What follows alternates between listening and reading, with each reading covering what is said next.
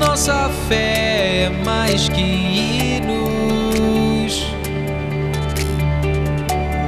Cremos no poder de Deus. Pela fé nós prosseguimos. Creio em Ti. Creio em Ti. Creio em Ti, ó Deus triuno.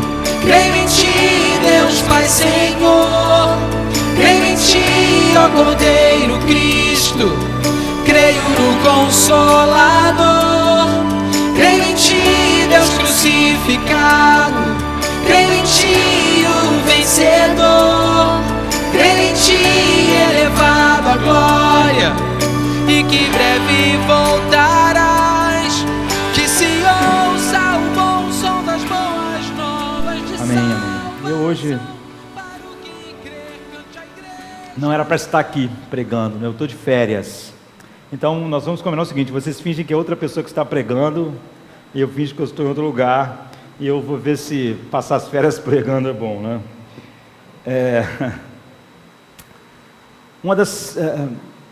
A gente vive numa época, sempre o ser humano teve o coração meio que inclinado a isso. A nossa época é cheia disso, né? Nós gostamos de livros como o Código da Vinci, e toda hora alguém fala um pouco sobre uma nova interpretação das profecias de Nostradamus. Grande parte da igreja evangélica vive escravizada com a ideia de que, por alguma razão, quer saber o futuro. E muitas pessoas, então, perguntam para mim e dizem: olha, um dos livros que eu tenho mais dificuldade de entender é o livro de Apocalipse. Eu queria tanto compreender o livro de Apocalipse, e eu, pastor, eu queria entender, e outras pessoas me fazem perguntas específicas sobre o livro de Apocalipse, e também há tantos desvios e loucuras e maluquices mesmo, não é? Por pessoas verem milhares de coisas no livro de Apocalipse. Então hoje eu quero falar, responder assim, o que o Apocalipse é para nós, qual é a chave para nós vermos a bênção, e como nós devemos ser edificados por todo esse livro. É óbvio que nós vamos ter uma visão panorâmica. Eu vou fazer uma aplicação única, não é? Entre muitas outras que seria bom a gente fazer. Então, em Apocalipse, capítulo 1, a partir do versículo 8,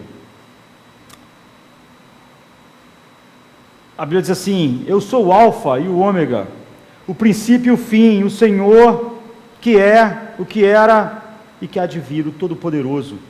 E João começa a falar assim: eu, João, que também sou vosso irmão e companheiro na aflição e no reino e paciência de Jesus Cristo, estava na ilha chamada Patmos, por causa da palavra de Deus e pelo testemunho de Jesus Cristo. E eu fui arrebatado no Espírito no dia do Senhor, e vi de trás de mim uma grande voz, como de trombeta, que dizia: eu sou o Alfa e o Ômega, o primeiro e o último. E o que vês, escreve num livro e envia às 7 igrejas que estão na Ásia: a Éfeso, e a Esmirna, e a Pérgamo, e a Tiatira, e a Sardes, e a Filadélfia, e a Laodiceia. E assim, sabe, esse é o início do livro, todo esse livro, não é? É óbvio que ali vai começar a falar com igrejas em particular, com essas 7 igrejas, mas todo o livro foi enviado para essas 7 igrejas com um objetivo. Entender o objetivo pelo qual o livro foi enviado, pelo qual o Apocalipse foi dado para nós, é fundamental para as nossas vidas, como era fundamental para a vida deles. Mas o livro de Apocalipse é um livro estranho, assim, a princípio, para as pessoas, por isso há essas dificuldades. Ele é cheio de anjos, é cheio de demônios, tem dragão, sabe? Tem a besta, tem bichos, criaturas viventes, tem criaturas estranhas, cavalos, cordeiros, toda espécie de coisas que a princípio... Então, nós precisamos de Apocalipse tanto quanto os leitores originais precisavam de Apocalipse. E se nós perdermos a razão pela qual Eles precisavam de Apocalipse, nós precisamos de Apocalipse, nós perdemos tudo. Não é? Então, a gente vê, por exemplo, no 8 e 9, eu, João, a partir do 9, né? Eu, João, que também sou vosso irmão e companheiro na aflição e no reino e paciência de Jesus Cristo, estava na ilha de Patmos por causa da palavra de Deus e pelo testemunho de Cristo. Então, isso foi escrito no final do primeiro século. Então, pensem, os apóstolos já estão mortos, já não há, só sobrou João, ele está preso, e uma tremenda perseguição estava para acontecer. Ela já estava acontecendo, mas ela estava só no seu início, não dava para perceber exatamente o que ela seria. Já tinha havido uma perseguição à igreja através de Nero, mas ela não tinha sido tão sistemática, tão pesada e abrangendo todo o Império Romano da maneira com que a perseguição que está se aproximando vai ser. O imperador é Tito Flávio Domiciano, não é? Ele foi imperador de 81 a 96 depois de Cristo. Então, a maior perseguição que a igreja já experimentou vai acontecer sobre esse imperador, e ela está prestes a começar, e vai ser sistemática, vai ser pesadíssimo. Seutônio é um historiador que escreveu uma obra famosa chamada Os 12 Césares, a vida, né, desses 12 Césares, e ele durante a sua vida, ele foi testemunha, né, disso, mas ele, sendo adulto, ele só foi testemunha realmente do reinado de Flávio Domiciano, e ele conta coisas terríveis, né, a respeito do imperador que impôs a maior perseguição, mais sistemática, mais terrível. Então ele escreve como o imperador, por exemplo, casou com a mulher que ele fez, a rainha, né, a Domítia Longina, como depois ele mandou matar, ela era divorciada, mandou matar o marido dela, como depois ele se separou dela durante um tempo e seduziu sua sobrinha, não é? E depois a sobrinha ficou grávida, ele mandou a sobrinha abortar, a sobrinha morreu durante esse período. O irmão dele, que antes dele também tinha sido tão poderoso, não é? Tito, pegou uma doença contagiosa, e o que ele fez para resolver o problema foi isolar o irmão, não tratar o irmão, deixar o irmão morrer sem contato com ninguém. Ele tinha problemas assim com o físico dele, era calvo, e ele não admitia que ninguém falasse sobre a calvície dele. Todas as pessoas que fizeram críticas a ele antes dele ser César, ele perseguiu, matou. Então, esse é o homem que está governando nesse momento que a igreja está vivendo, que João está preso. Cornélia, por exemplo, uma sacerdotisa vestal, né? As sacerdotisas vestais, elas eram escolhidas de 6 a 10 anos de idade, e elas eram sacerdotisas de Vesta, uma deusa romana, e elas tinham que ser sacerdotisa por 30 anos, virgens. Mas Cornélia, ele descobriu que ela não era virgem, que ela teve uns amantes, né? E ele mandou enterrar ela viva, e mandou os caras que tinham tido contato com ela apanharem até a morte. Então, é esse tipo de homem que está governando o mundo conhecido, não é? Ele não trata de maneira adequada as sobrinhas, irmãos, ninguém. Ele vive assim. E esse homem, apesar disso, foi uma catástrofe moral a vida de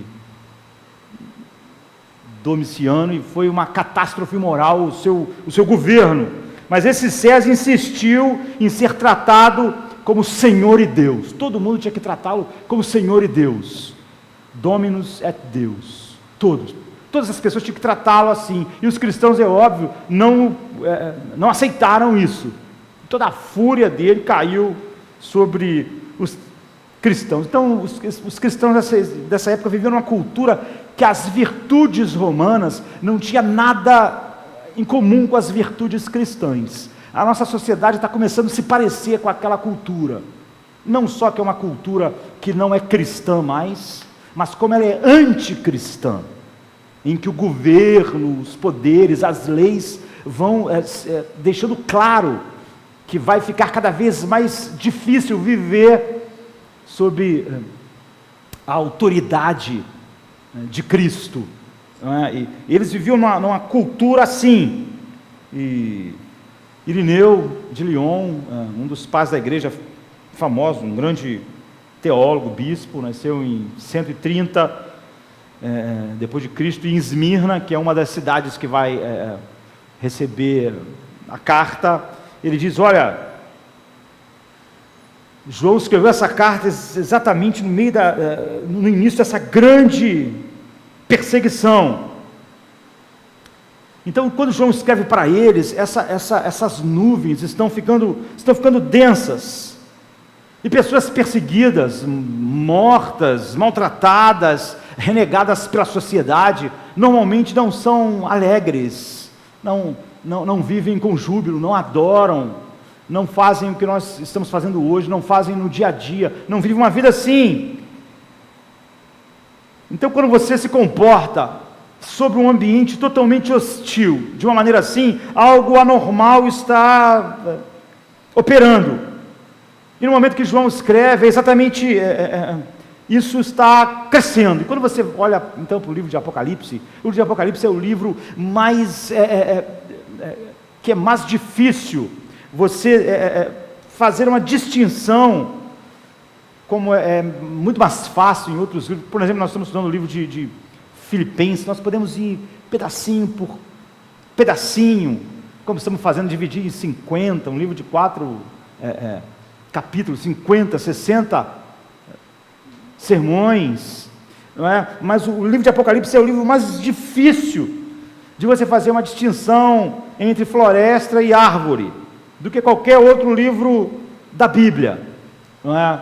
Se você se concentrar no micro, em cada verso, em cada símbolo, você se perde na floresta. Por exemplo, aqui no capítulo 3, de 1 a 6, eu vou ler só o iniciozinho. E o anjo da igreja que está em Sardes escreve: isto diz o que tem os 7 Espíritos de Deus e as 7 estrelas. E aí ele começa a falar a respeito dessa igreja.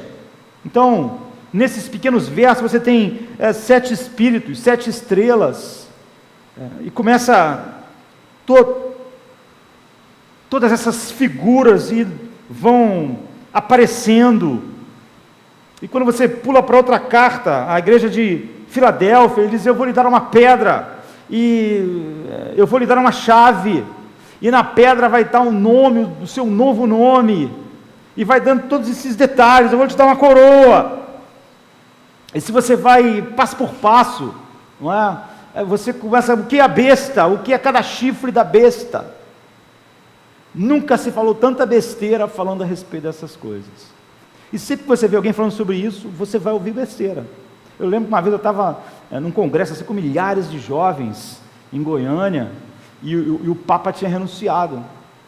O Papa renunciou assim, ninguém nem esperava, o Papa renunciou. Eu lembro que à tarde tinha assim, só um fórum de perguntas, e uma das perguntas, naquela tarde, horas antes do Papa tinha renunciado, que perguntaram para mim, se achavam que o Papa que ia entrar era besta. As pessoas adoram esse tipo de coisas. Quantos chifres tem, o que cada chifre quer dizer. Então, esse é o livro, sobre todos os outros livros, que se você olhar cada árvore, você se perde na floresta. É como a fábula de Hansel e Gretel, que se perdem na floresta e que acham uma casa assim feita de comidas maravilhosas, de uma bruxa. Aqui no Brasil, por alguma razão que eu não sei, chamavam a história de João e Maria, não é? Por que Hansel e Gretel viraram João e Maria? Não faço a menor ideia, mas é um conto de fadas assim, de origem germânica, que os irmãos Grimm compilaram, e acho que a primeira edição foi em 1812, não é? que foi lançado. Então, eles ali olhando árvores, se perderam na floresta, e dentro da floresta algo que devora eles, não é? Que pode devorar eles. Tem uma bruxa má, e você nunca mais encontra o caminho da casa, não é? Se não fosse um conto de fada. É isso que é Apocalipse. Se você se desligar da floresta, do todo, e se ligar em cada árvore, você se perde, alguma coisa te devora. Então João Calvino, talvez o maior teólogo da história da igreja, ele escreveu um comentário sobre todos os livros da Bíblia, menos Apocalipse. Então você pode ler comentários, seria bom que todos nós lêssemos, não é? De João Calvino sobre todos os livros da Bíblia, mas não existe o comentário de Calvino de Apocalipse. E então alguém perguntou a ele por quê? Porque não escreveu um comentário de Apocalipse. E ele disse: porque eu não entendo. Eu não entendo Apocalipse para escrever um comentário. Entende isso? Nem eu. Não é? E ele diz assim, mas se você não pode jogar luz sobre algo, nunca contribua com a escuridão. Isso seria tão, que sensatez de Calvino, né? Na internet, se a maioria dos crentes agissem assim, ia ser uma maravilha. A grande resposta que grande parte dos crentes tem que aprender sobre teologia, quando as pessoas fazem a pergunta, eu não sei. Evitaria um monte de problemas, do que achar que porque foi feita uma pergunta e você é cristão, você tem que responder mesmo que você não saiba, responder qualquer coisa. Então Calvino disse, quando você não pode contribuir com luz para clarear, não contribua com a escuridão. Entenda, né? Não é que Calvino, ele pregou, e nós podemos pregar sobre Apocalipse, mas um comentário, como ele fez, quando você tem que passar, quando você escreve um comentário de um livro da Bíblia, você tem que passar versículo por versículo, parte por parte, e explicar as frases. Então, como o Apocalipse é assim, esse é um livro em que quando você vai fazer árvore por árvore, você vai ter essa... Então você pode pregar vários sermões, porque Apocalipse é claro no propósito dele. Mas um comentário em que você vai explicar frase por frase, você vai ter que parar árvore por árvore, e você tem que pegar o impulso básico, olhar para a floresta e ter a visão grandiosa daquilo que Deus quer nos mostrar em todo o livro do Apocalipse. Então você pode depois pregar sobre todo ele, sempre assim. Então, nós não nos importamos de pregar sobre o Apocalipse, nem Calvino, mas um comentário, versículo a versículo, frase a frase, aconteceria isso, seria como a fábula, registrada pelos irmãos Green. Então, Jesus estava se dirigindo a um grupo de pessoas, que estava sofrendo, e que ia enfrentar um sofrimento muito maior, do que eles estavam experimentando naquele momento. Eles não tinham ideia ainda de quão ruim a perseguição ia ficar, eles já sentiam. Agora, como essas pessoas poderiam enfrentar a aflição? Muitas pessoas acham que Apocalipse é um código, é um mapa, sabe? Por isso que eu falei, como as pessoas gostam assim de obra, tipo o Código da Vinci. Eles acham que Apocalipse é um código para você interpretar o fim dos tempos. É por isso que eles ficam nessa coisa de querendo descobrir quem é o cara que vai fazer aquilo, quando é que vai acontecer aquilo outro, e por isso que todo mundo que fala sobre isso, fala um monte de besteira. E perdem a razão pela qual o livro foi escrito para nós.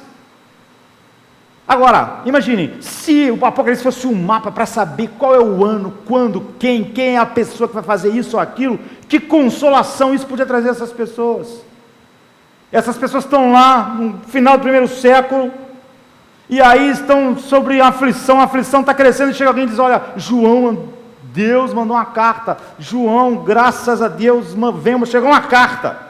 As pessoas vão ficar... Isso vai nos ajudar. Chegou socorro. E aí o ministro abria aquilo e disse, olha, isso aqui é um relato para você saber quando e como vai acontecer as coisas daqui a não sei quantos mil anos. Quem vai ser A besta, agora é o ISIS que é a besta, não é? A besta já foi todo mundo, não é? Já foi Hitler, já foi Napoleão, já foi todo mundo. Agora, que tipo de consolação isso é dessas pessoas? A pessoa vai dizer, muito obrigado, maravilhoso, um código para nós descobrirmos o que vai acontecer daqui a milhares de anos, o que vai acontecer, quem vai ser o quê, em que você vai ajudar. Então esse é um livro que não é um mapa, nem um código para você descobrir o futuro. Ele é um livro que mostra a imagem gloriosa e exaltada de Cristo. Esse é o objetivo do Apocalipse. É por isso que ele foi escrito, por isso que ele é o Apocalipse de Jesus Cristo, a revelação de Jesus Cristo, para essas pessoas e para nós. Então quando você encontra Cristo no capítulo 1 de Apocalipse, a Bíblia diz que os seus cabelos são brancos como algodão, vai mostrar a sua pureza, a santidade, a sua sabedoria, seus olhos são como fogo, para mostrar como os seus olhos penetram todas as coisas, veem todas as coisas, da sua boca sai uma espada de 2 gumes, nada pode deter a sua palavra penetrante, nada do que está acontecendo, nada do que vai acontecer, a voz dele é como o som das muitas águas. Essa é a coisa que todos nós precisamos, essa é a coisa que eles precisavam, uma visão exaltada de Cristo, uma visão suprema de Cristo.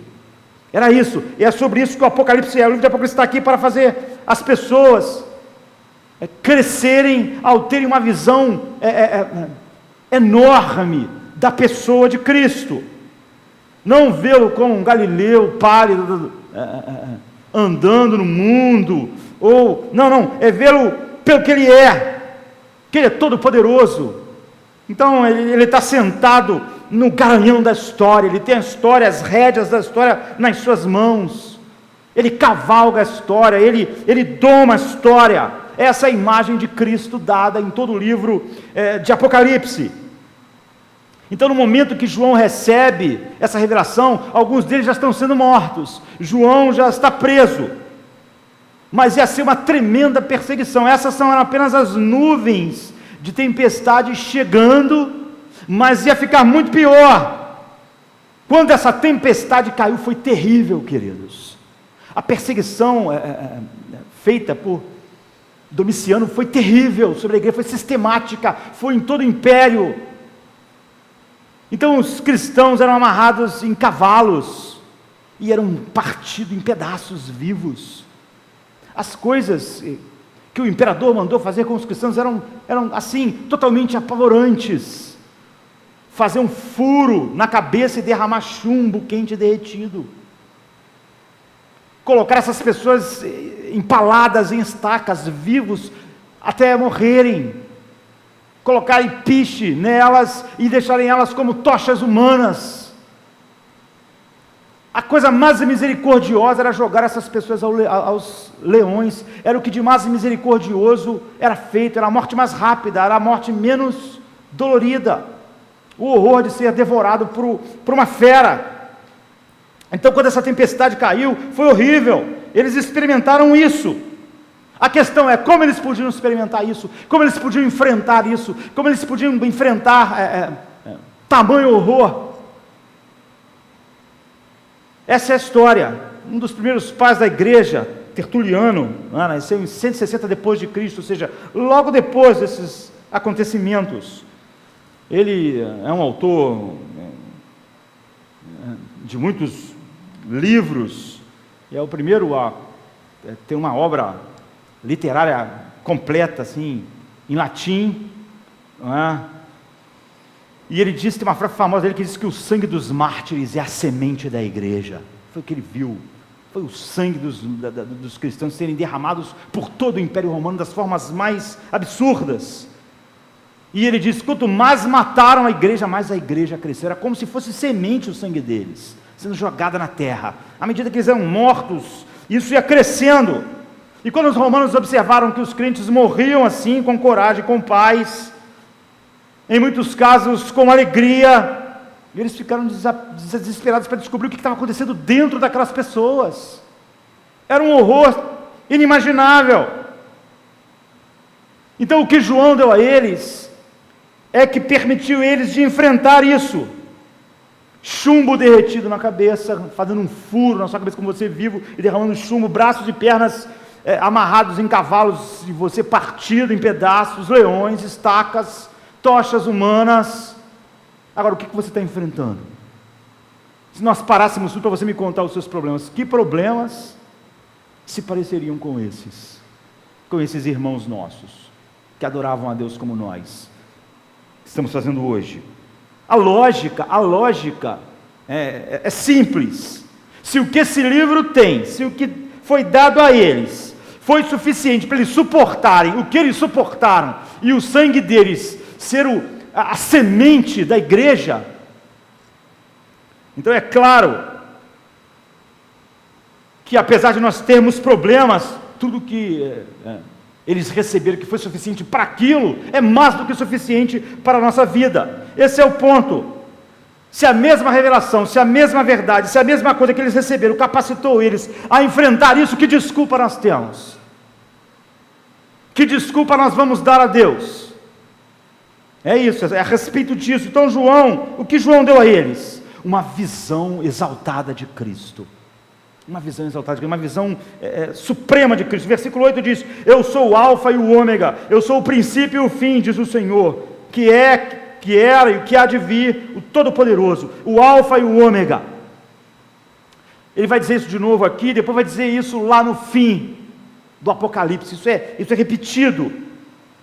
Então alfa e ômega é a primeira e a última letra do alfabeto grego, não é?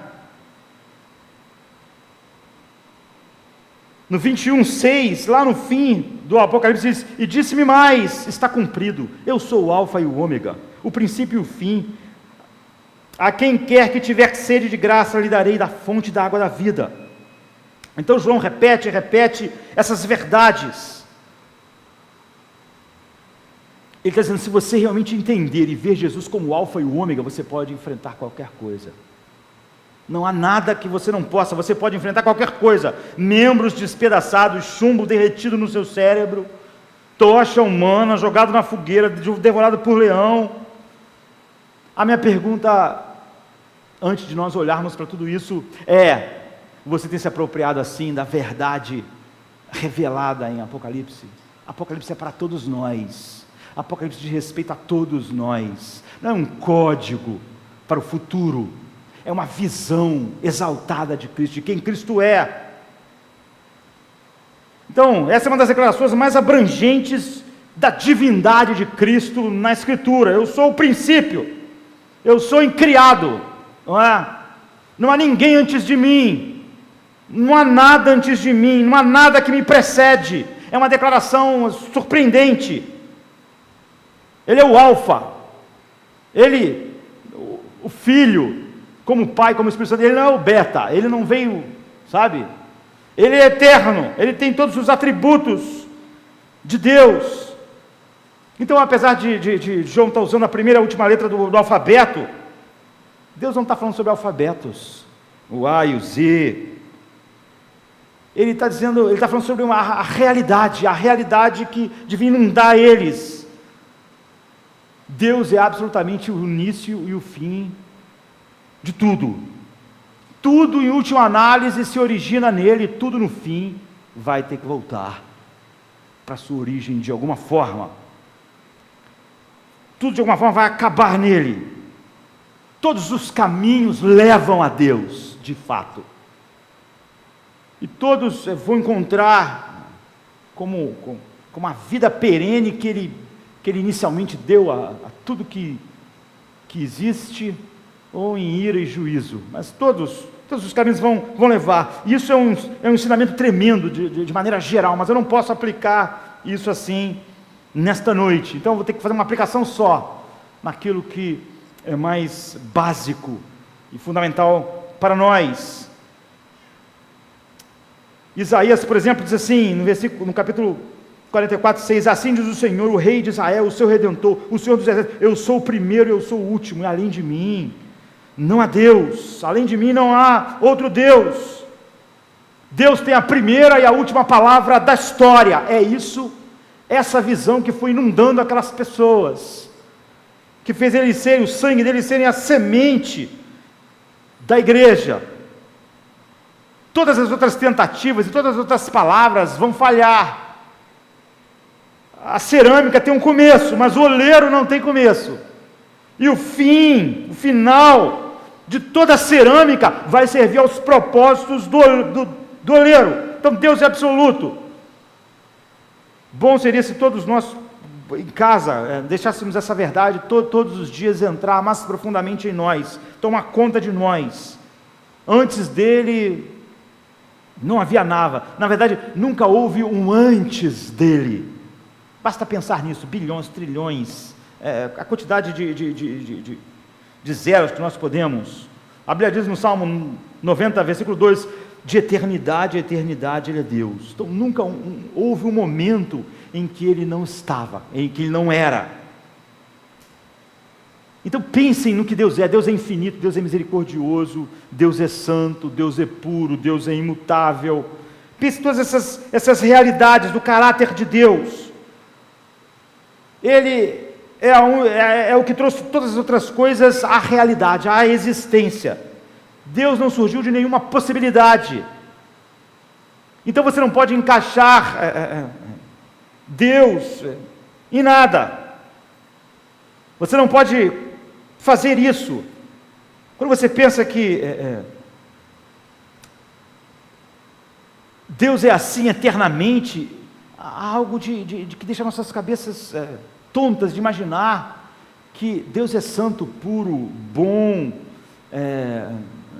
imutável, justo, mas que Ele nunca escolheu ser isso. Entende isso? Nunca houve um tempo em que Ele não era isso e Ele escolheu ser essas coisas. Não é incrível? Ele sempre foi eternamente todas essas coisas. Nem ninguém originou isso nele, nem Ele escolheu isso, sim. Ele é santo eternamente, Ele é puro eternamente, Ele é justo eternamente, Ele é eterno. Então, que diferença isso faz?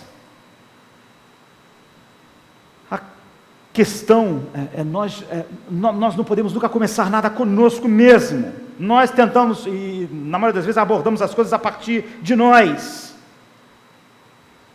Mas eu queria dizer o seguinte: eu sou o início de tudo. Você só pode entender todas as coisas se você começa comigo. É por isso que a Bíblia começa assim: no princípio, Deus. Se você começar em outro lugar, você não tem mais nada. Então, muitas pessoas podem pensar assim, em um momento de culto, então, olha, eu estou cheio de problemas na vida, e isso é muito comum na nossa geração. Eu não quero ouvir dogmas, doutrinas e teologia. Eu quero aprender alguma coisa que ajude com os meus problemas. Ótimo, esse é o lugar certo. Essa é a coisa certa a ser dita. Mas você tem que começar com doutrina, com dogma. Porque você tem que começar fora de você. O grande problema é que nós começamos conosco. E esse é o ponto. Você não é o alfa, eu não sou o alfa. Aquelas pessoas ali não eram o alfa. Cristo é o alfa. Ele é o início. Se você começar com você, você nunca vai se encontrar. Se você começar com você e com as coisas que você experimenta dentro de si mesmo, você vai viver na mais profunda confusão, e um dia vai encontrar Deus da pior maneira possível, a não ser que você comece com Ele. Então, até certo ponto, isso é um senso comum, não é? Em todas as outras coisas que não seja isso. É mais fácil para vocês verem como eu estou hoje do que eu mesmo, não é? Porque vocês estão me vendo dentro de um contexto que eu não estou conseguindo me ver. Entende? É assim, para você ver algo mesmo, você tem que sair dali para ver o contexto todo. Eu tenho que ficar longe do objeto para vê-lo, a fim de ver o objeto adequadamente. Eu não estou podendo me ver adequadamente como vocês estão podendo me ver. Então, se eu estivesse dentro de uma caneta, eu não podia saber que aquilo era uma caneta. Eu tenho que sair da caneta, eu tenho que olhar para a caneta dentro do contexto maior para saber que é uma caneta. De alguma maneira eu tinha que sair e ter uma imagem de fora. para me ver com perspectiva, porque da onde eu estou eu vejo tudo de uma cor só, eu estou sem perspectiva, é como se eu estivesse com a cara num quadro, eu não tenho perspectiva, vou ter que me afastar. A Bíblia diz que você nunca vai entender você mesmo se você não começar com Deus, se você não se afastar de você mesmo, se você não sair de você mesmo, se você não deixar de ficar centrado em você mesmo. O jeito de você se encontrar é você se perder de você mesmo, se afastar de você mesmo, de não começar com você mesmo. Então, esse é o ponto fundamental. Há um escritor britânico famoso, R. Kipling, esse 1865, romancista, ele falando a respeito da Inglaterra, ele é inglês, mas ele nasceu na Índia, não é, por causa da colonização inglesa, e ele diz, o que eles sabem da Inglaterra, que só a Inglaterra não sabe, falando a respeito das pessoas que estavam fora da Inglaterra. Ele diz, vocês que estão o tempo todo na Inglaterra, vocês têm uma visão da Inglaterra, mas vocês não estão vendo tudo direito. Eu sou inglês, mas nasci na Índia, e de lá, olhando o que a Inglaterra tem feito, a gente tem visto coisas que vocês não estão vendo, e não podem ver, porque vocês não se afastam de vocês mesmos. É isso, talvez você entenda, talvez você possa achar a sua cidade, a sua casa, o seu lugar maravilhoso, até que você saia dele e possa olhar numa outra perspectiva, para você ver melhor. Então, tudo que nós estamos dizendo é que a mensagem da Bíblia é, no princípio Deus, não é nunca no princípio eu, no princípio você. Esse é o caminho de Descartes, né, que começa assim, penso, logo existo. Não é assim que a Bíblia começa, não é assim que você entende a palavra de Deus. Essa não é a mensagem da Bíblia. Se você ficar dentro da casa, você não pode começar a entender a si mesmo. Sem o conhecimento de Deus, você não pode se conhecer, você não tem pontos referenciais. Então você não conhece a si mesmo se você não conhece Deus. Então deixa eu dar um exemplo rápido, não é? Qual é o seu alfa? É isso, é a respeito disso que abre a visão para nós.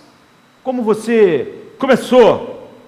Imagine o que nós estávamos falando na semana passada. Alguém diga, eu vim do nada, eu vim assim, um acidente ao acaso, envolvendo química, foi assim, foi tudo acidental. Então você é apenas um acidente. Dependendo de onde é o seu alfa, todo o resto tem que ser desenhado. Se as moléculas que te formaram são só um acidente é o que você é, porque esse é o seu alfa, é isso que você é, você não pode fugir disso, e você vai terminar sem significado como você começou. E sobre o meio eu vou falar depois, não é? Então alguém diz, eu estou com dor, pastor, eu estou sofrendo, eu tenho problemas, eu não posso pensar sobre teologia. Eu sei que você está com dor, mas o cristianismo não deixa lugar para escapismo. Houve um seriado antigo, Cheers, né, que era o nome de um bar onde as pessoas iam beber, socializar, né? E então o bar tem 4 funcionários, as pessoas das cidades vão lá e o seriado inteiro é isso, as pessoas se encontrando no bar, e durou 11 temporadas, para ver como rendeu histórias. Mas no último capítulo, num diálogo lá, algumas pessoas dizem assim, olha, agora estão achando que nós somos apenas um acidente, um acidente, um ajuntamento de moléculas aleatórias. Então, um dos personagens diz assim, rapaz, isso não é um pensamento engraçado, e todo mundo dá uma gargalhada. Isso é no último capítulo, depois de 11 anos de temporada. Você vê, isso é escapismo. Por quê? Porque essas pessoas acharam aquilo tudo muito engraçado, mas se você pensar sobre isso, não vai ser engraçado. Mas o que elas fizeram? Elas não pensaram. O cristianismo não é escapismo, ele não vai deixar você escapar sem você pensar e sem levar a conclusão lógica daquilo que você está dizendo, do que eu estou dizendo. O cristianismo diz que a menos que você descubra qual é o seu ponto alfa, Você não pode lidar com os problemas. Não adianta você dizer, olha, eu estou sofrendo, eu quero... Não adianta, você não pode entender. E aquelas pessoas iam poder enfrentar as coisas mais difíceis por causa disso. Se você não sabe qual é o ponto alfa, você não pode começar a entender a si mesmo. Se você se recusar a sair de você mesmo, você não pode se ver no contexto maior. É isso que o livro do Apocalipse faz conosco. Você precisa descobrir, eu e aquelas pessoas, qual era o seu ponto alfa. Você pode tagarelar sobre a sua dor, falar sobre ela durante anos. Isso é inútil.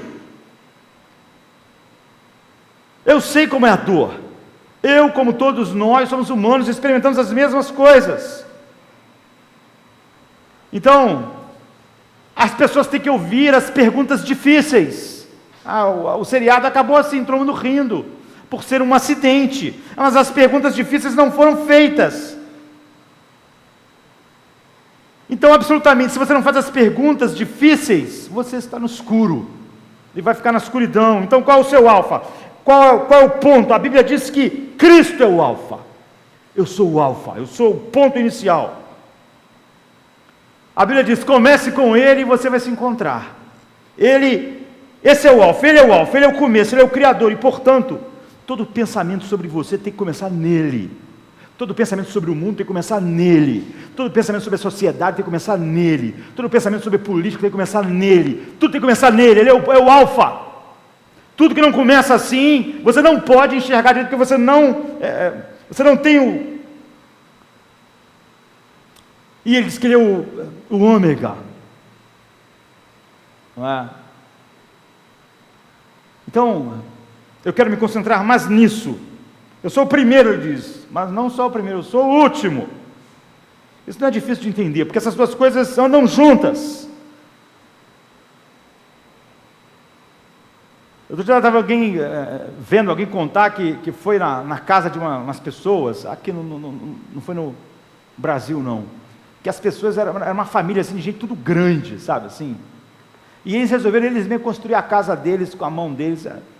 Americano gosta de fazer isso, né? A gente vê assim, filme, seriado, pintar, cortar grama, a gente logo pensa, que pode fazer isso para mim, né? Quanto será que custa pintar a casa? É um pensamento brasileiro. Eles não. Então, mas eles, como construíram tudo do zero, eles construíram uma casa para eles. Todo mundo lá era grande, todo baixo lá tinha 2 metros, entendeu? Na família. Então eles construíram tudo naquele padrão. Então, essa pessoa estava dizendo que você ia na casa e você se sentia perdido. Porque tudo era grande, tudo estava alto, tudo estava acima do seu alcance normal. Você achava que a mesa estava grande demais, você achava que as cadeiras estavam grandes demais, você sentia que aquilo ali não era o seu mundo. Eu não me encaixo naquele universo. Ou então era como se você fosse na casa de um hobbit, não é? Lembra o Gandalf na casa de Bilbo? Não era o mundo dele, ele ficava abaixado, ele se levantava, batia com a cabeça, as cadeiras eram pequenas, tudo era pequeno. É isso, aquele não é o seu universo, você não encaixa nele. A Bíblia diz que Jesus criou o universo para Ele mesmo, por Ele, para Ele e por causa dEle. E você se encaixa no universo dEle quando você está servindo e existindo para Ele. Tudo foi orientado em relação a Cristo. Então a Bíblia está dizendo aqui que para confortar as pessoas, fortalecer, crescer, elas tinham que entender que tudo estava indo em direção a Ele, que Ele era o ômega, Ele era para onde a história está indo, Ele é o propósito da história.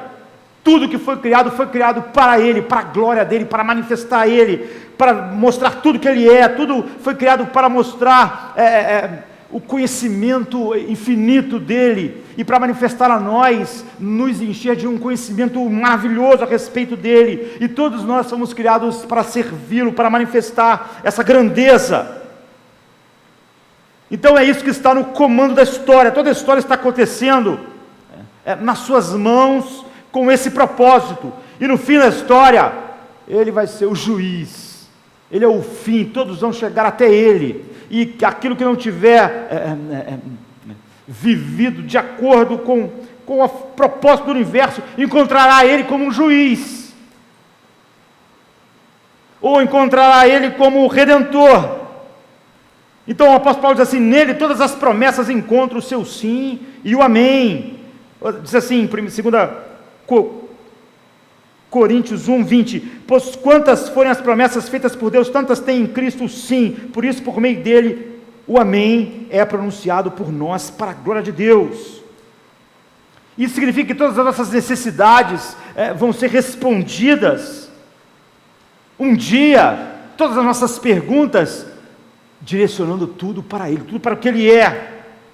Todas as nossas necessidades apontam para Ele, todos os seus problemas serão resolvidos por fim nele, todo o mal e todos os problemas do mundo encontrarão seu fim nele, toda a história está movendo-se em direção a Ele. Essa é a doutrina, é isso que abre Apocalipse para nós, para eles. Como isso aplica a nós? Qual a aplicação mais imediata que nós podemos fazer hoje? O que significa Jesus ser o seu ponto ômega, ou omega, se você quiser ser mais fiel, mas mais feio também, né? Há duas maneiras, esse é o ponto, há duas maneiras de você se aproximar de Cristo. Todos nós estamos aqui nessa noite, mas nem todos nós nos aproximamos da mesma maneira, e só há duas maneiras de todos os homens se aproximarem de Cristo: é fazer dele um meio para atingir um fim, ou fazer dele o fim e tudo ser meios para isso. Só essas duas formas. Não há nenhuma outra coisa, nenhuma outra maneira, a não ser essas duas. Você só se aproxima dele assim. Isso quer dizer que nesta noite você está sentado no mesmo lugar, você pode estar sentado ao lado de uma pessoa que cantou os mesmos hinos que você, está ouvindo a mesma mensagem, que está aqui nesta noite fazendo a mesma coisa, mas ela está tão longe de você por causa disso. Vocês são pessoas totalmente diferentes, vocês se chamam cristãos, mas se alguém que está sentado é alguém que faz de Cristo um meio para atingir os fins, e a outra é alguém que faz de Deus o fim, de Cristo o fim, e todo o resto que existe na vida é só os meios para este fim, elas estão totalmente distantes uma da outra. Elas adoraram algo totalmente diferente nesta noite. Elas não estão nem um pouco próximas. E você pode estar sentado no mesmo banco, na mesma igreja, lado a lado, e você pode pensar que quando você estava cultuando, você estava cultuando o mesmo Deus, se aproximando dele. Só existem essas duas maneiras. Você pode decidir que ele é o fim e que todo o resto que acontece, que ele criou, que ele te deu, que existe em sua vida, é só um meio para este fim, para este ômega que é Cristo. Ou você pode acreditar que existem outros ômegas na sua vida, outros fins, e que ele é o meio de você atingir essas coisas. Só essas duas abordagens. Você pode estar sentado. O que é um ômega? O que é um ponto ômega? São aquilo que é inegociável na sua vida, são as coisas inegociáveis. O que é inegociável? Esse é o ômega. É aquilo que você diz assim: ou eu tenho isso ou minha vida não é completa. Ou então é aquilo que você diz: eu não sou feliz porque eu não tenho isso. Se Deus não fizer isso por mim, minha vida vai ser minha vida é uma tragédia. Se Deus não conserta essa outra coisa aqui, a minha vida não faz sentido. Esse é o seu ômega, são os seus pontos inegociáveis. Se eu não tenho isso, a minha vida não tem significado. Então, a pergunta é: quais são os seus pontos ômegas? Eu vou dizer uma coisa assim, antes de voltar. No começo, a maioria das pessoas, a grande maioria das pessoas, se chegam ao Evangelho da maneira errada. Mas nós nunca devemos pregar o Evangelho da maneira errada. A verdade é que muitas pessoas que hoje de fato são regeneradas, elas chegaram para o Evangelho não fazendo de Cristo o seu ômega. Elas estavam com problema mesmo, e se aproximaram de Cristo não para fazer dele o seu ponto ômega, não era essa ideia. Elas se aproximaram com a ideia de transformá-lo num meio de chegar ao ponto ômega da vida delas. A vida dela estava caindo aos pedaços, o casamento estava ruim, a vida estava ruim, estava com uma crise existencial, Isso não é se aproximar de Deus.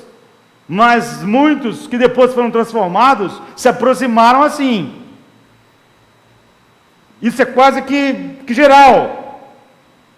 Mas isso não é se aproximar do Evangelho. Eu vou dar alguns exemplos. Por exemplo, Moisés. Eu quero que você veja como isso é sutil. Moisés era um príncipe do Egito. Ele aconteceu aquelas coisas incríveis. E ele acabou sendo colocado num cesto, no rio. Todos nós, quase, no Ocidente, pelo menos, conhecemos a história, não é, de Moisés. Então ele foi criado como um príncipe do Egito. Mas ele era hebreu. E ele era a pessoa certa, ele era um líder. Ele foi educado a melhor educação possível. Se alguém podia liderar aquele povo, era quem? Era Moisés. E um dia, por ele ser um líder natural, por ele ser um príncipe, por ele ter a melhor educação, ninguém poderia tirar aquele povo de lá, a não ser ele.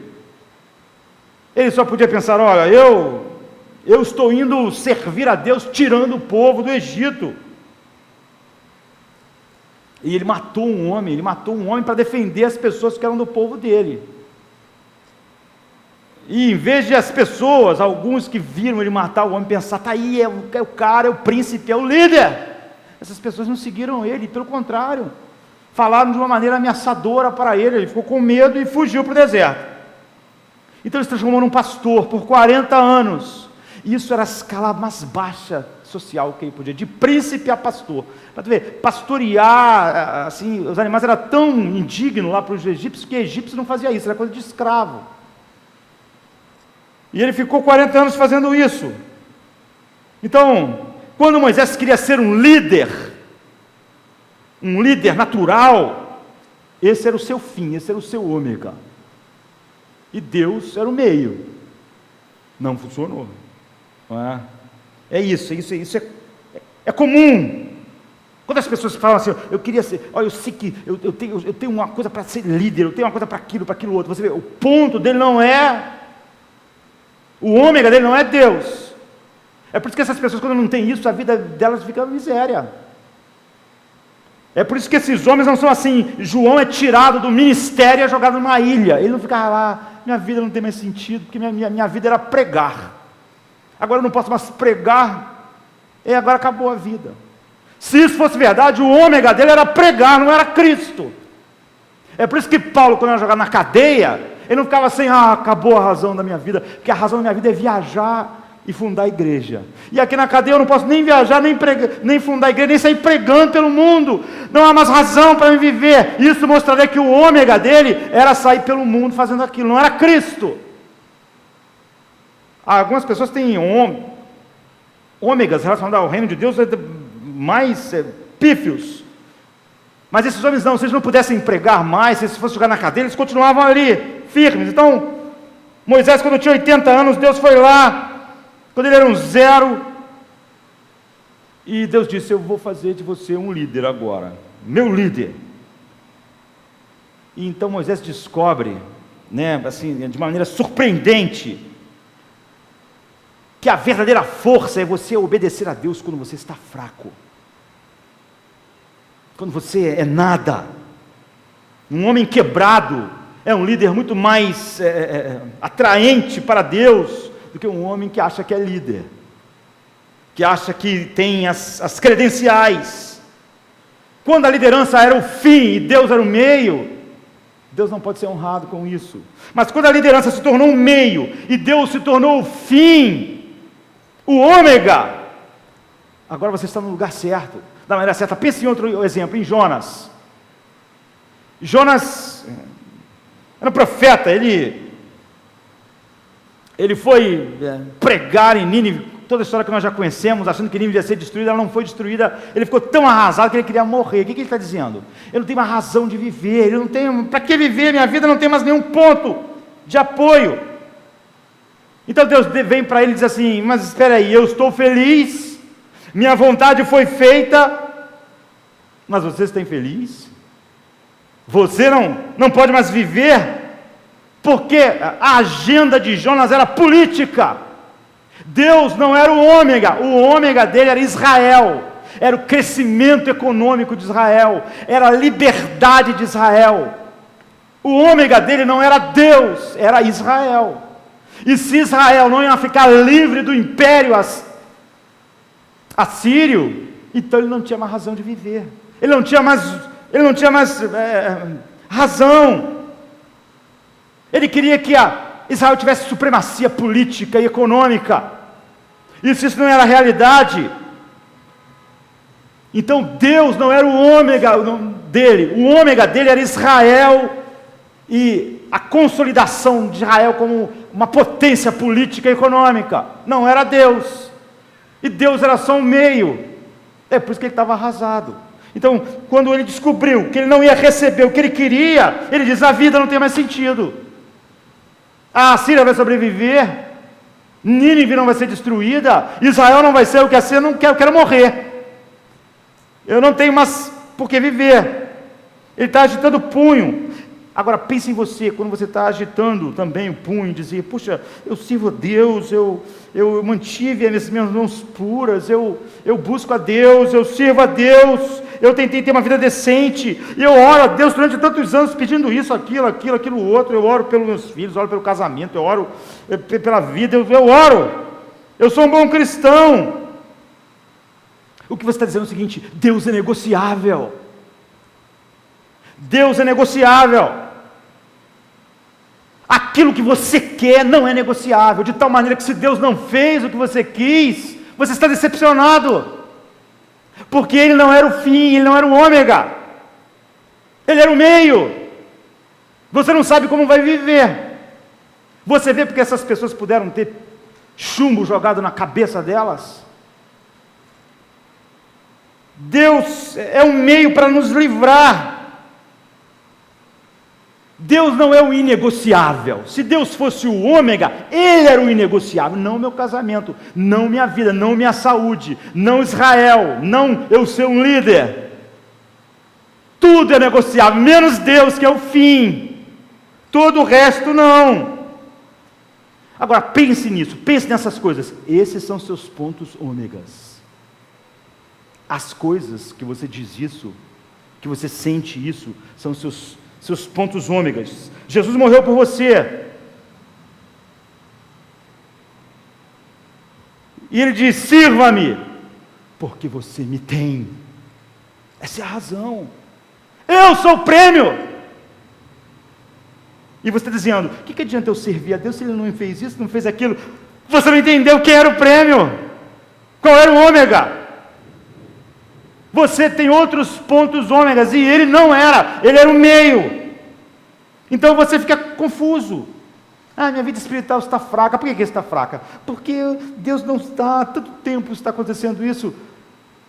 É negociável, a sua relação com Deus é negociável, dependendo do que vai estar acontecendo.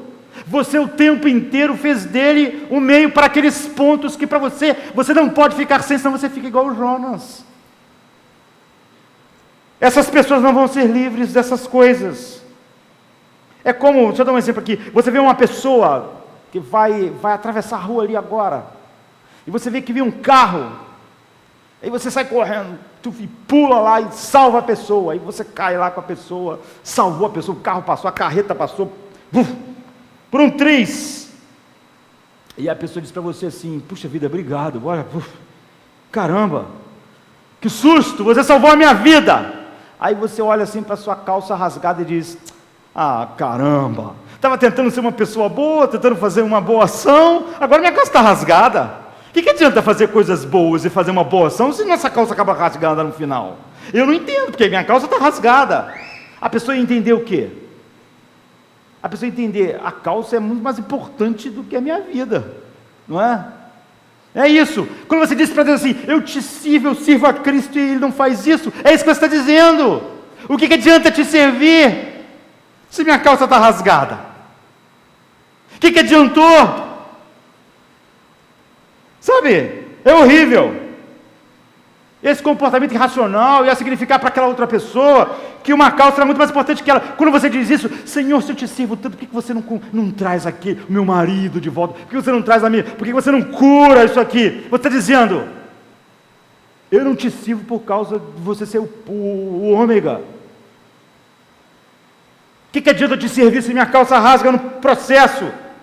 A Bíblia quer dizer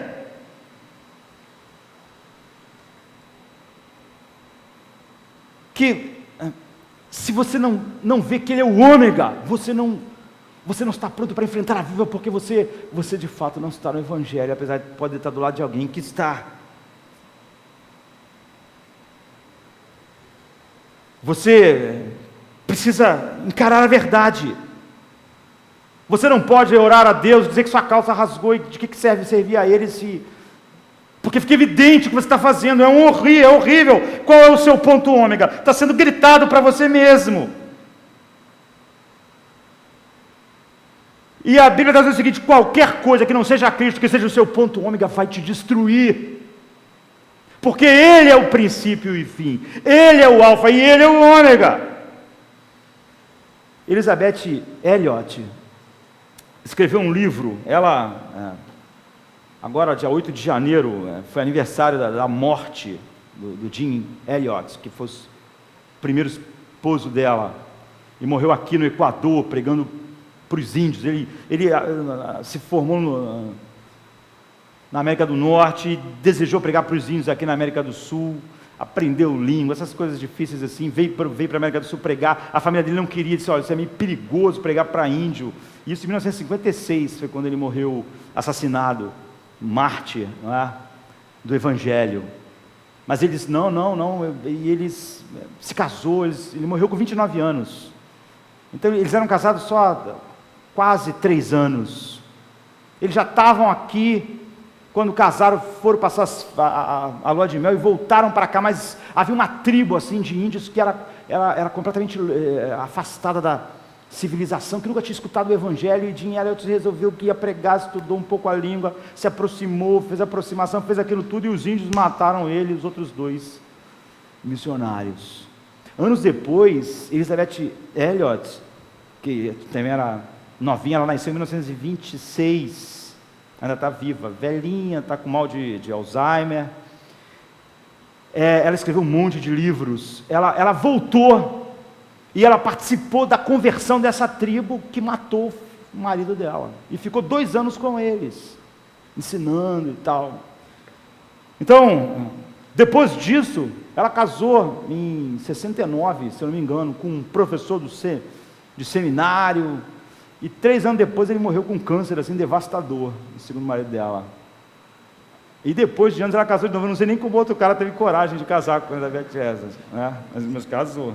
E agora ele que está cuidando dela, velhinha, com mal, né, de Alzheimer. Então ela sofreu assim.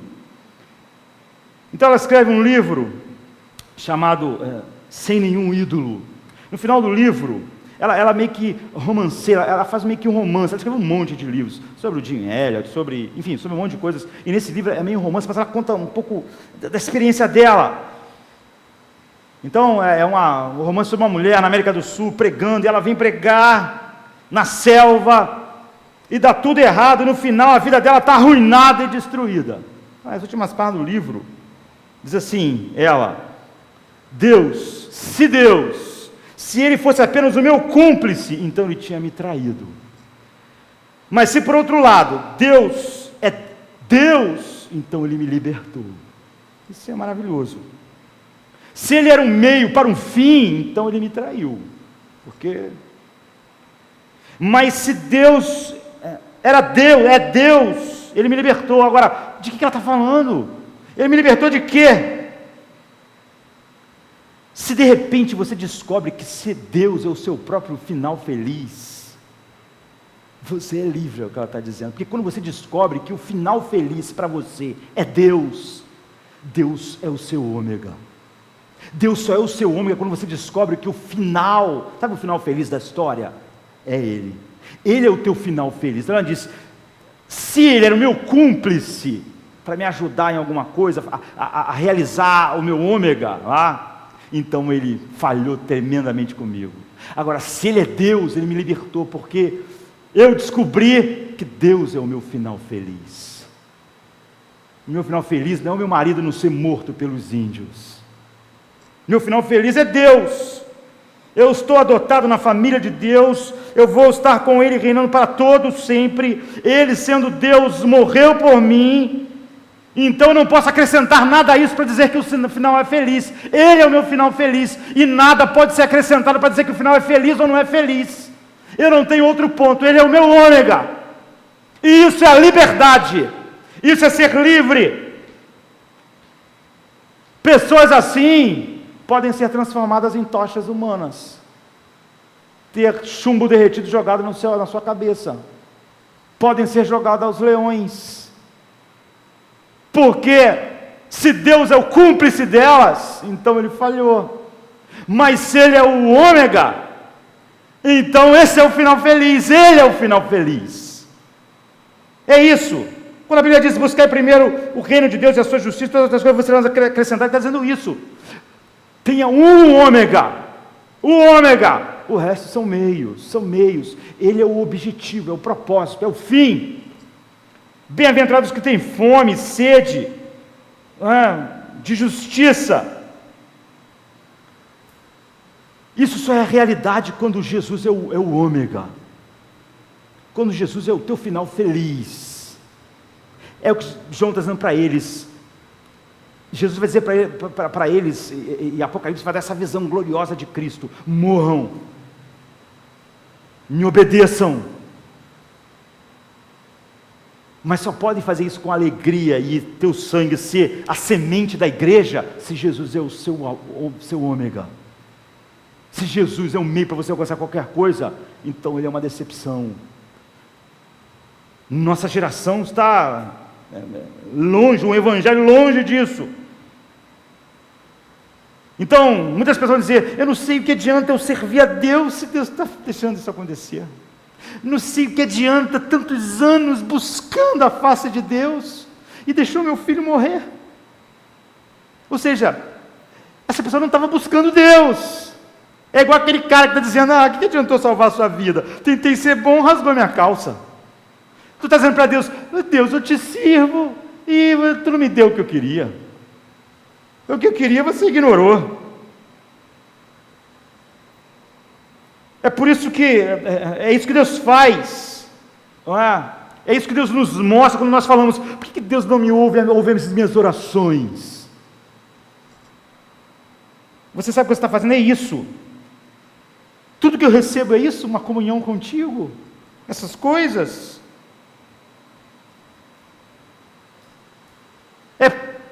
É para chegar aqui que eu vim. É como se Jesus estivesse dizendo para você, o que eu sou. O que eu sou. Eu sou o alfa e o ômega. O que você está dizendo a meu respeito? Você está reclamando da sua calça rasgada? Eu sou. Você está triste porque só tem a mim. Está triste porque sua vida vai terminar de um jeito que eu vou ser glorificado. Isso te arrasa. Isso não é o final feliz que você esperava. Isso nos desmascara. Se Ele é o ômega, eu não sirvo Ele por causa de outra coisa, eu sirvo Ele para me levar a Ele, e se servir a Ele me levou mais a Ele, é o que eu queria. Não existe isso, eu orei tanto para conhecê-lo mais. Se eu conheci Ele mais, eu cheguei no fim das minhas orações, independente do que Ele fez. Isso é que ela disse, se Ele é meu cúmplice, então Ele falhou, mas se Ele é Deus, Ele me libertou, eu tenho absoluta certeza que Ele é o meu ponto ômega. Agora, quando eu estou no último capítulo, o meu final feliz é Ele. É Ele. Então isso quer dizer que você já encontrou a liberdade, porque você encontrou o seu ponto ômega. Se você não encontrou em Cristo o ômega, você não é livre. Você pode ter cultuado nessa noite do lado de alguém, cantando as mesmas coisas, falando as mesmas coisas. Nós pensamos, ao nos aproximar de Deus, na maior parte das vezes, como Moisés, inicialmente, achando que Deus, eu sou um cara cheio de talento, cheio de coisas, e eu preciso fazer isso, eu preciso fazer aquilo, e Deus é o meio para me fazer, achar o meu potencial. minha segurança financeira, um casamento, uma família feliz, um amor, ou um sentimento bom de perdão, ou um ministério, ou como hoje ficou comum, eu quero fazer diferença, eu quero ser relevante para o mundo. Essas pessoas vão ser relevantes, elas vão ser partidas no meio, jogado chumbo na cabeça delas, e elas vão ser comida por leões. A sociedade não achava elas relevantes, achavam que elas deviam ser tratadas dessa forma. Jesus não é uma bateria para energizar os seus pontos ômegas. Não é. Ele não é, ele é a nossa própria vida. É isso que o livro de Apocalipse está levando para essas pessoas, para elas enfrentarem aquilo. O que as pessoas estão criando hoje é um monstro, um Frankenstein. Você pega vários pontos ômegas mortos da velha vida, junta tudo isso. Como é que é o Frankenstein? Ele juntou pedaços de um monte de defunto, aí ligou lá um cabo elétrico, caiu um raio e aquelas coisas mortas viveram. É isso que as pessoas estão fazendo, elas estão pegando vários pontos ômegas mortos, fora de Deus, elas trazem para Deus e acham que Deus vai ser o raio que vai fazer aquelas porcarias todas viverem.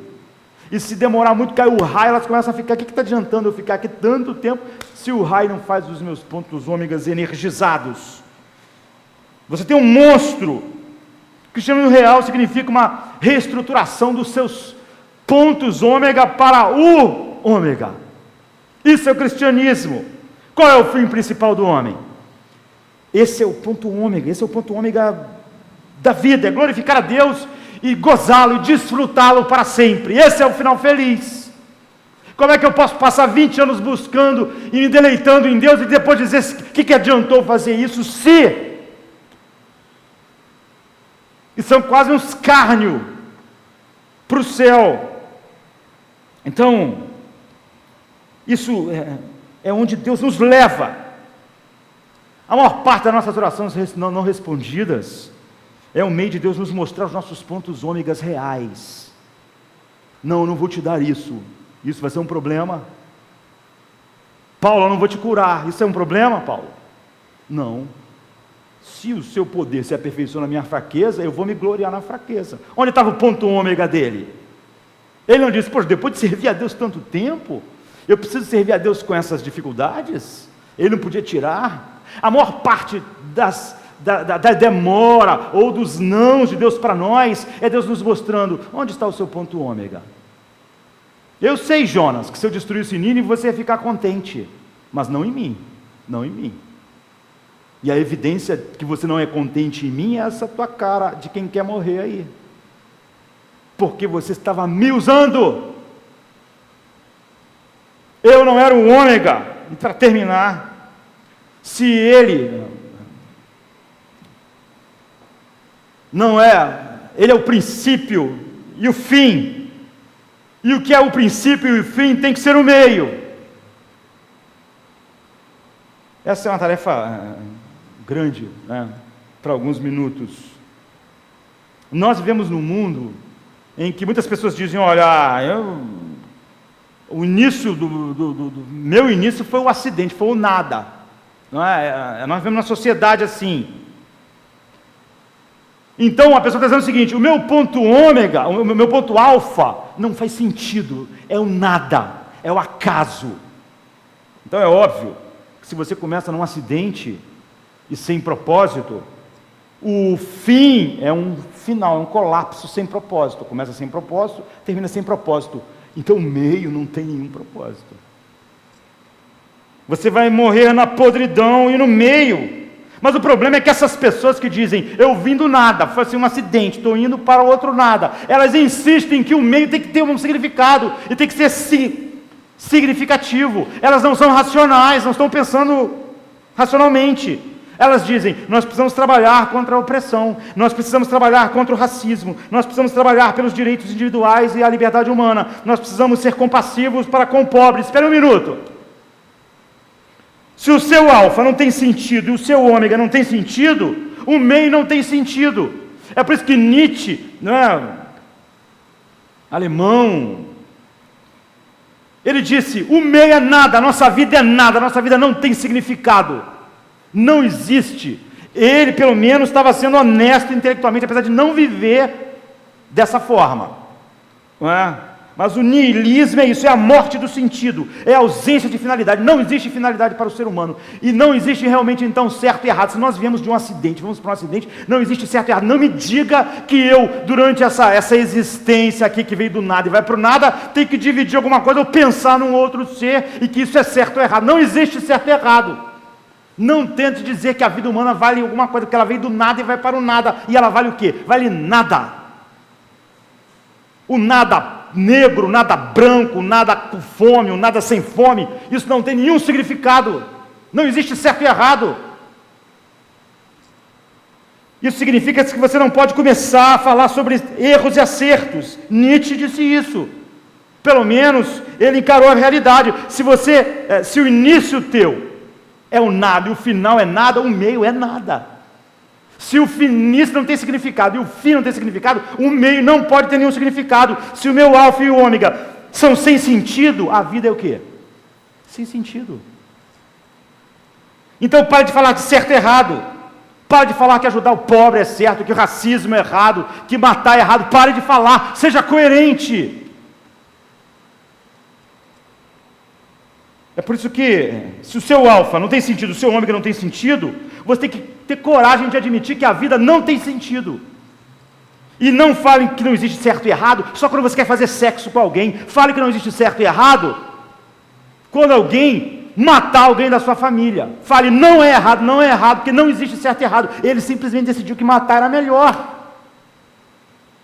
Mas quando alguém, só quando quer fazer sexo com alguém, diz que não existe certo e errado, é óbvio que ele não está sendo racional. Ele só está pensando, não com a mente. Ele só está sendo guiado pelo desejo. Porque se ele estivesse pensando que não existe certo e errado racionalmente, como Nietzsche aqui, quando alguém fizesse com alguém, ele não ia dizer, olha, temos que ajudar o pobre, o racismo é errado. Ele não ia dizer, não, por que é errado? Não existe certo e errado. Eu sou um acidente, quero viver a vida da melhor maneira até o acidente acabar. Não tem sentido. Agora, se Jesus é o alfa significativo da vida e ele é o ômega da vida, então a vida tem sentido, mesmo quando tudo parece entrar em colapso. É por isso que essas pessoas podem sim ser partidas no meio, serradas, jogado chumbo na cabeça delas, porque o alfa, o sentido inicial e o sentido final dão sentido para a vida. Morrer por ele faz todo sentido, porque tudo foi criado para ele, por ele, para a glória dele. Quando você vê essa imagem de Jesus, seu cabelo branco para mostrar a sua sabedoria infinita e santidade, seus olhos como fogo, mostrando que ele olha todas as coisas, que não era Domiciano que estava dominando o mundo, seu rosto brilhante como o sol, mostrando a glória.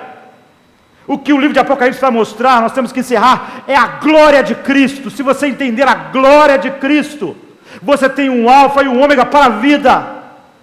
Vocês em Esmirna, em Pérgamo, em Éfeso, vão estar prontos para serem mortos, e isso vai fazer todo sentido para vocês. Faz todo sentido eu estar em Patmos preso, sofrendo por causa de Cristo, por causa dele, porque tudo foi criado para ele. Então, a palavra glória na Bíblia significa peso. Paulo diz, Cristo é o Senhor da glória. Ele tem todo peso, ele tem todo significado, ele dá significado a todas as coisas e nada tem significado fora dele. E é por isso que quando a coisa lá no fim se encontrar no ômega, todos vão chegar no fim. E não viveu assim, vai encontrar ele como um juiz. Se você colocar uma pedra na água, ela afunda, porque ela tem mais glória que a água. É isso, por isso que a palavra glória quer dizer peso. Peso, é isso. A água abre lugar e a pedra faz onda nela. Então olhe para mim, é o que o livro de Apocalipse vai dizer do início ao fim. Eu sou o Senhor da glória. Eu sou a pedra no meio da história. Tudo gira em torno de mim. Tudo foi criado por mim, para a minha glória, porque dele, por ele, para ele são todas as coisas. Glória, pois, a ele eternamente, amém. Eu sou o Rei da glória. E só as coisas que são feitas por mim aqui realmente vão durar para sempre. Apenas as coisas que são feitas através de mim, não importa se é chumbo na cabeça de vocês, só isso vai durar para sempre. Só quem está em mim dura para sempre. Ele está dizendo aos cristãos: se você perder a sua casa por ser fiel a mim, não se preocupe. Eu estou contigo, você me tem, eu sou o prêmio. Você me tem para sempre. Esse é o final feliz. É isso que Elizabeth Elliot disse: se ele fosse o meu parceiro, meu cúmplice, então ele falhou. Mas se ele é o meu ômega, se ele é o meu Deus, ou seja, se ele é, como nós falamos hoje, o ômega, então eu encontrei a liberdade, porque agora eu sei de fato. Então Jesus está dizendo para ele: se vocês sofrerem, morram, sejam fiéis até a morte. É isso.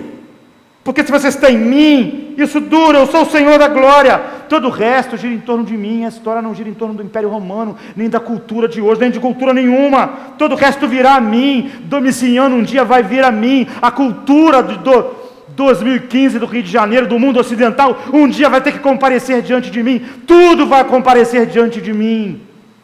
Tudo gira em torno de mim. Só o que vocês fizerem para mim, e só o que vocês desfrutarem em mim, vai durar para sempre. Ou alguém vai estar para sempre desfrutando de mim como um deleite eterno, ou, como vai dizer lá onde ele diz que é o alfa e o ômega no final, no capítulo 21, um tormento eterno. Não há. Todos vão se encontrar comigo. Eu sou o fim, porque eu sou o seu alfa e o ômega, seu ponto significativo. Toda a vida agora tem um significado.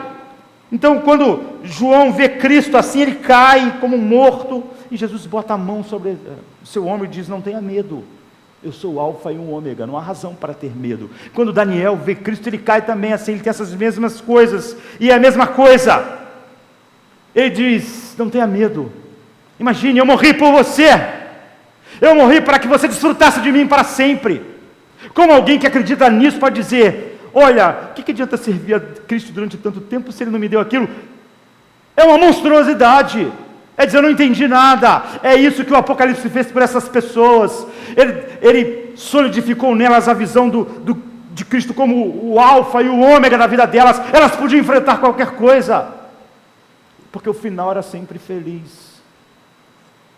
É sobre isso que o Apocalipse fala. Não é um mapa para você descobrir se o Ísis é a besta, ou se você é a besta, se ficar tentando. Não importa o que vai acontecer. Por quê? Porque só Cristo importa. É isso que o livro de Apocalipse diz. Ele morreu por você, se você foi dado a Ele pelo Pai. Cristo é o alfa e o ômega para você. Nós vamos encerrar lembrando do apóstolo Paulo, que diz assim, Colossenses 3:11, sobre a igreja: mas Cristo é tudo em todos, em nós. Então para Paulo, veja Paulo como o paradigma de Cristo, como o alfa e o ômega. Paulo começa com Cristo, Paulo continua com Cristo. Ele não era: o meu ministério é cantar, tu não vai cantar nunca mais, minha vida não tem mais sentido, porque sem cantar, meu ministério é pregar, é fundar a igreja. Não, você vai ficar na cadeia anos. Ele estava lá, porque o fim, o ômega dele era Cristo. Então, Paulo começou com Cristo, Paulo continuou com Cristo, e Paulo terminou com Cristo. Terminei, cheguei no fim, eles vão me matar. Esse é um final feliz. Cristo era o alfa e Cristo era o ômega de Paulo. A graça de Cristo salvou Paulo. A pregação de Cristo, então, passou a ser o ofício de Paulo. Isso era o que Paulo fazia. O poder de Cristo é o que sustentava Paulo. A glória prometida de Cristo era o que atraía. Ele disse: eu espero a glória, eu sei quem tenho crido, eu espero. Então a fé em Cristo deu paz a Paulo, na prisão, na cadeia, apanhando. O amor de Cristo colocou Paulo num trabalho incansável enquanto viveu.